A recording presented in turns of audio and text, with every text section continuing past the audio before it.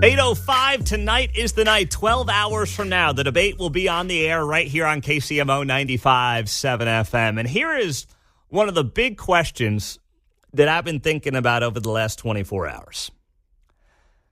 How does Kamala Harris close the gender gap with men in particular in the key swing states that she has to win?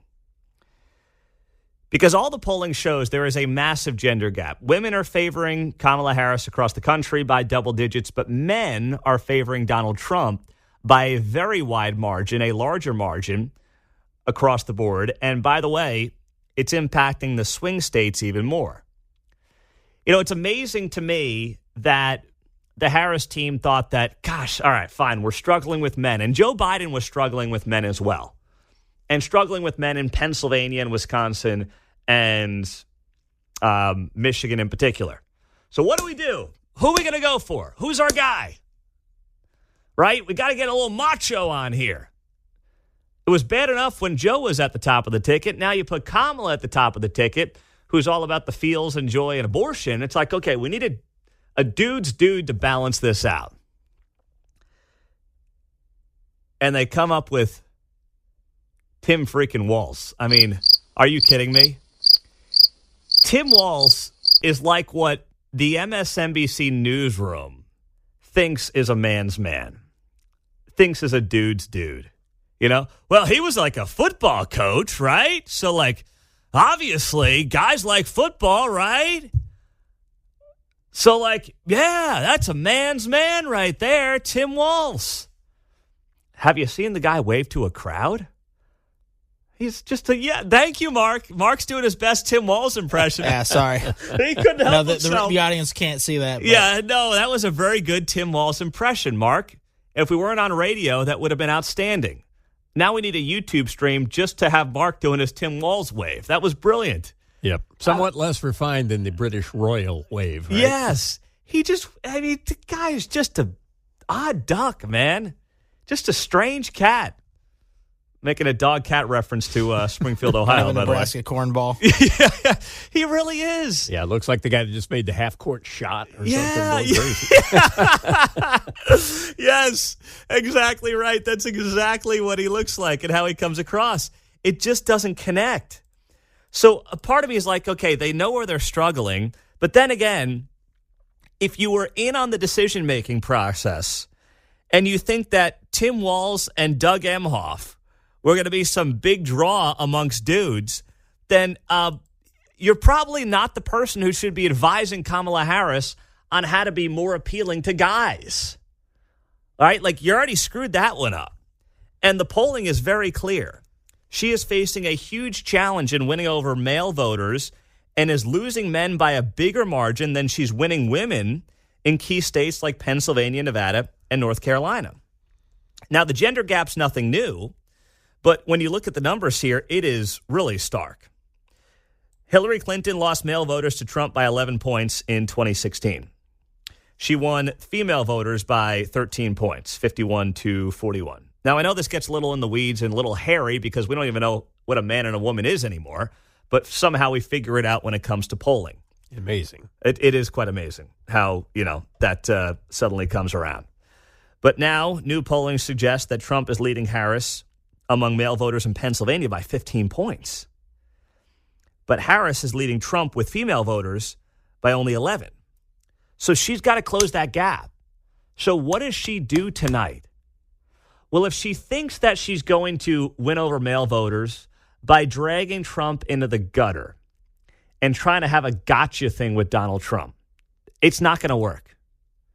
Because here's what guys are going to do. And listen, if you're a dude right now, you're driving to the office, you're going to work, or if you're a female, we can all agree on this, right? Guys don't want to be nagged. Guys don't want to be in the gotcha thing with their significant other. Now, we all do it to each other once in a while. We're all human beings. That being said, the last thing we want is to have the perception watching the debate tonight that Kamala Harris is the naggy girlfriend or wife. And from everything you're hearing on the reporting, that's basically her strategy. To try to figure out how to have this great moment where MSNBC will play it on repeat for a week and CNN, and they'll perceive it to be this incredible gotcha moment against Donald Trump. And I'm here to tell you that is not going to work the way she thinks it's going to work. Now, it will work with her base. It will work for Rachel Maddow. Preaching to the choir. Exactly. But when it comes to needing the people that you need to come to your side to win the election, no one's going to be impressed by that. And I'm sorry, some of you are going to be like, well, that's sexist if she's going to get dinged for trying to have a gotcha moment with Donald Trump. Okay, well, call it whatever you want, but optics are everything. It's not even what you say, it's how you say it. And that is how guys who are not political, who maybe are on the fence, are going to react. I don't want to perceive somebody as the wife who's nagging me or the girlfriend who's nagging me. That's not sexist. I'm just telling you that's how a lot of guys are going to think tonight if that's where she tries to take this debate. The best thing she can do is not do what apparently she's planning to do, and that's get Trump into the gutter. The best thing she can do is actually just create this idea that, one, she's a serious candidate with serious policy ideas and isn't a crazy liberal. Now, whether or not you want to believe that or not is up to you. But that perception tonight is the best thing that she can do in terms of trying to get persuadable male voters who are either right or left of center to say, you know what, okay, cool, I can vote for that. And maybe they're not totally involved politically. They don't know everything about her past, and a lot of Americans don't. So that's what she should do if she's serious about winning those male voters over. But something tells me she's in such a bubble of people who are just like obsessed with New York, California, MSNBC, and Washington, D.C., that they won't come to that very obvious conclusion that any run-of-the-mill, red-blooded American dude could tell her like I did in the last 5 minutes. And suddenly, again, to your earlier point, the media is categorizing genders. Yeah. And it will be sexist, but only if she identifies as a woman, of course. Which you never She know. must, apparently. Yeah, I guess she is today and is for now, I suppose. But, you know, that could change on a dime, as we know these days. You know, That's anything's fluid. possible. It is. Oh, it's just like tonight's debate. Everything is fluid in America. It's 2024, man. It's 2024. And as some of you are noting, too, the cackling can't happen. Well, she has, give her credit where it's due, Kamala Harris has made a point to stop the cackling. I don't believe you'll get any cackling tonight. And she's made a point to not cackle. Over the weekend, she was asked at a spice shop about, you know, debate prep, and the old Kamala would have cackled her face off here. But you can tell she's clearly working on the cackling thing. President, are you ready to face Donald Trump? Yes, I am. Yes. Best part of debate prep for you? What's your favorite? Being at the spice store, I finally got out of the debate prep to look at these spices. She's Best trying. part of debate prep She's so far. trying hard. She's trying hard to knock. The old Kamala would have cackled away right there. You give credit where it's due. She knows the cackling's a turnoff. So she's pulled in the cackling. So I will give her that much. I don't think we're going to get the cackle. And anyway, with the muted mics and the whole thing, I don't think we're going to see that tonight. But she's gotten that far. The question is, who is advising her on what actually is going to work tonight with the male voter? And we'll see what advice she ends up taking or who's giving her the advice. That'll be very apparent as well tonight. 913-408-7957 on KCMO Talk Radio, 95.7 FM streaming on the KCMO Talk Radio app. Rob is in Kansas City. What's up, Rob? You're on KCMO. Hey, how's it going, Mundo? How we doing this morning? I'm doing well, brother. I was originally going to talk about the circus that is now the national debate, but you said something earlier about the lady speaking about Haiti. Let's. and how the We're American only people doing debate right now, there, Rob. Debate conversation. What's happening? Well, on the debate, my thing is how has it become more of a Q&A session than an actual debate where you get to hear the either party talk to each other about, you know, what's going on, a debate, because it's a conversation between two people on opposing sides. Well, how we where got you can this? come to a group. how we got this is what Joe Biden wanted. Remember, Joe Biden wanted muted microphones that end up being more like a Q&A than they do a true debate.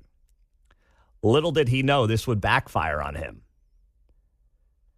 And it backfired on him to the point that it forced him out of the race because Donald Trump's mic was muted. I firmly believe if they didn't have muted mics, Trump would have been stepping over Biden at the first debate, and Biden would have never had some of those colossally embarrassing moments that he had because Trump would have stepped on him. So it backfired on Biden. Trump realized the muted mics worked for him, so he's staying firm on those rules, and Kamala's not happy about it. But by the way, if you're a fan of Trump, the muted mic thing is working out great. Debate tonight will air right here on 95.7 FM. Patrick's in Independence. Go ahead, my man. Hey, given the nature of Kamala Harris's debate prep, I think Trump could completely throw her off if he showed up dressed in a light gray suit with a patterned tie. Honestly, she's based everything. She's using an effigy Trump in her debate. If he shows up not looking like Trump, it'll completely throw her off. He should dye his hair, too. I think that'd look good. Anything not to look like Trump, but be Trump, it would just completely confuse her. You know, there's something to be said for over-preparation. You're right, Patrick. We talked about it last hour. Over-preparation can be a thing. It can be something that backfires on you. And it feels to me like Kamala Harris may be in over-preparation mode because sometimes when you over-prepare, the smallest thing can throw you off, and that's exactly what Patrick is referencing there, where if Trump shows up looking different from the made-up Trump that she's been practicing with, she's going to be all thrown off by the whole deal. Right? You've memorized all these facts and you have them at your disposal, but it's like, oh, crap, I didn't cover that. What if he shows up in a gray suit? Yeah, your mind just starts spinning. Yeah. Oh, man, that would be something else. That would be entertaining. I would get a kick out of that. Trump in the gray suit anyway. It's not going to happen in a million years. Imagine Trump, gray suit, no tie, extra button undone tonight, hair's kind of a little messy. Don't like gray, got to be charcoal. Oh, man, that would be outstanding. And Trump, he doesn't need a great moment. He doesn't need the Hillary Clinton, you'd be in jail line, which is one of my all-time favorites in debate history. And fact check him in real time. Last time at the first debate, we had millions of people fact checking, so I expect we'll have millions more fact checking because it's just awfully good that someone with the temperament of Donald Trump is not in charge of the law in our country. Because you'd be in jail. Secretary Clinton. It's still an all-timer. We want to remind the audience to please not please talk out loud. Please do not applaud. You're just wasting time. Oh, Jake Tapper, you're just wasting time responding and reacting in real time naturally to one of the all-time hysterical debate lines in modern American history. But here's the thing. Trump is a showman. He feeds off a crowd. That's also why it benefits him not having a crowd, which was another demand and request of Joe Biden. He didn't want microphones to be hot, and he didn't want a crowd because they thought it benefited Trump. But here's what they totally missed the point on, and this is where Biden and his team totally screwed the pooch.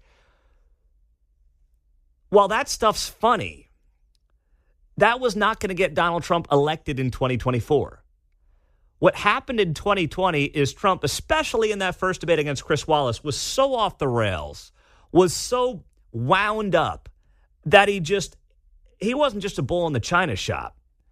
I mean, he was completely off his rocker because it was just so emotional. There was so much going on at that time in American history, and he couldn't handle himself, frankly. But that would have benefited Joe Biden. And tonight, that would have benefited Kamala Harris for Trump to have his showman hat on. What did he have back in June against Biden?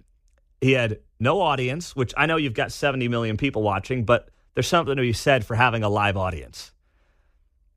right? That's why some people don't like doing radio and they like doing things in front of people because they can feed off the crowd. You don't really know how people are reacting to you when you're sitting here in a studio.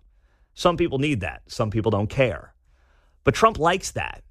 When you're not feeding off that crowd, you're not as likely to maybe do things like make it personal, get in the gunner, try to turn a line, try to be funny. Trump's just got to be boring. That's all he's got to do tonight. And while Kamala Harris won't sink herself like Biden did, trust me, the more she talks, she could have her Joe Biden moment from June. Making sure that we're able to make every single solitary person eligible for what I've been able to do with the COVID. With dealing with everything we have to do with. Look, if we finally beat Medicare. Thank you, President Biden. President Trump? Well, he's right. He did beat Medicare. He beat it to death, and he's destroying Medicare. That's all he's got to do. Let his opponent talk. That's it. Bert and Polo, what's up, my man? Hey, Pete, how are you this morning? I'm doing well, brother. What's happening? On this voting with the women should be so upset. You got a party telling you put a guy on a beer can and tell him what it's like to be a woman for 365 days. Oh, you're talking about Bud Light? Yeah. Yeah, and they're telling a transgender is telling a woman how to be a woman and what it's like to be a woman. And then putting men and women's sports, boys and women's sports. You know, I just wish somebody would call these people out. Look at one of these politicians and say, what do I tell my daughter? I need some parenting advice. What do I tell my daughter when she's competing against a boy and now they're all hot and sweaty? Now she goes to the shower with him. What do I tell her? And have them explain it. Yeah, I mean, I don't know if that's going to come up tonight, Bert. Thank you, my man. I don't know, but whenever that topic comes up, you know, as a father of 3 daughters, to me it's a no-brainer. It's just like, yeah, you want to defend women, you want to back women, that's part of how you do it. But, you know, defending women is so 10 years ago now, right? Now it's about trans women, or would it be trans men? I don't even know. I can't keep up. It just depends on which women. I guess. You're right. On the text line, Pete, Trump should show up in an 80s Adidas tracksuit, Tony Soprano him. That I love. That's outstanding. The gold chain.